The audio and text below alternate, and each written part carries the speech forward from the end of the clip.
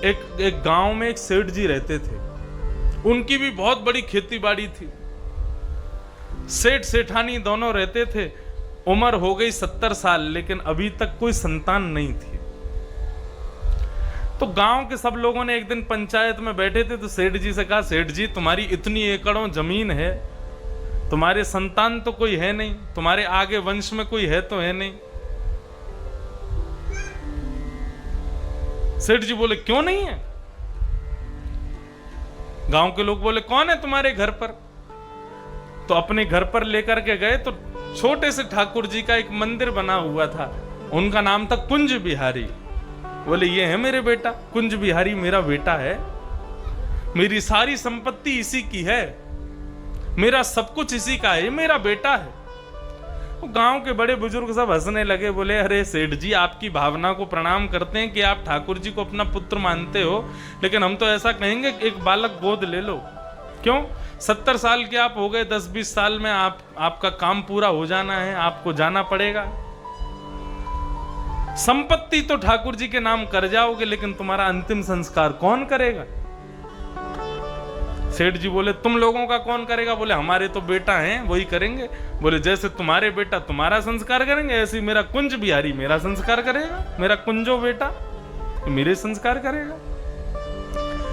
गांव के लोग हंस हंस के वहां से चले जाते सेठ जी की बात सुन के। बोले, ये बेचारे सेठ जी, इनको खूब समझाया लेकिन मानते नहीं है।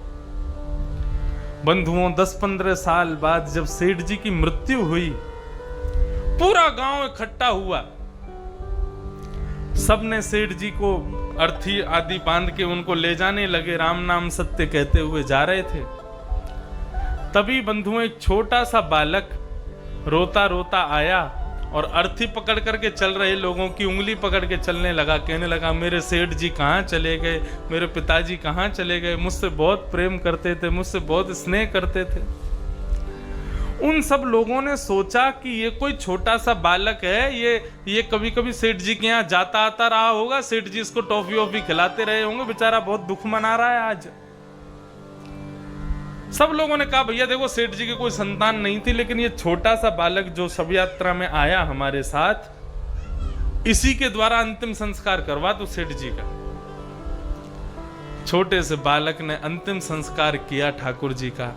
अंतिम संस्कार होने के बाद सब गांव के लोगों ने कहा, बालक चलो यमुना जी में डुबकी लगा के अब अपने अपने घर को वापस चलते हैं। सब ने जैसे ही यमुना जी में डुबकी लगाई, डुबकी लगा के सब बाहर आ गए, लेकिन वो बालक नहीं आया। आपस में गांव के लोग चिंतित हो गए, अरे भैया वो बालक कहाँ गया, बाहर आया क्या? बोले, नहीं, बाहर नहीं आया, डुबकी लगाई उसके बाद मिला ही नहीं। भीतर जाकर के नदी में खोजना शुरू किया, लेकिन दूर दूर तक कहीं वो बालक दिखा नहीं। तो एक बूढ़े बुजुर्ग बोले कि सेठ जी कहते थे कुंज बिहारी मेरा संस्कार करने आएगा, कहीं कुंज बिहारी तो नहीं आए थे? अरे भैया चलो, दौड़ के सेठ जी के घर के ठाकुर जी का दर्शन करने चलो जल्दी। जैसे ही सब लोग दौड़ करके सेठ जी के घर पहुंचे तो उनके मंदिर में बैठे ठाकुर जी के वस्त्र पूरे गीले हो रखे थे और उनमें से नदी का जल चुचा रहा था। सब ने ठाकुर जी को प्रणाम किया, समझ गए वो बालक कोई और नहीं, ठाकुर जी ही सेठ जी का संस्कार करने आए थे। संबंध बनाओ, मेरा मानना केवल इतना है बंधुओं, क्योंकि भागवत धर्म अर्थ काम मोक्ष चतुर्विध पुरुषार्थ की प्राप्ति के लिए है ही नहीं। भागवत तो केवल ठाकुर जी से संबंध बनाने के लिए, ठाकुर जी से हमारा कोई रिश्ता हो जाए, इसके लिए भागवत की कथा है। कल तक कोई ना कोई संबंध बना लेना ठाकुर जी से, आज रात रात में ही बना लेना। ठाकुर जी को अपना एक संबंधी बना करके फिर आगे से उसी संबंध के अनुसार ठाकुर जी के साथ व्यवहार करना, देखना आपकी भक्ति पुष्ट हो जाएगी। और आगामी 10-15-20 साल में रत्नपुर में किसी ना किसी को ठाकुर जी प्रकट होकर दर्शन जरूर देंगे।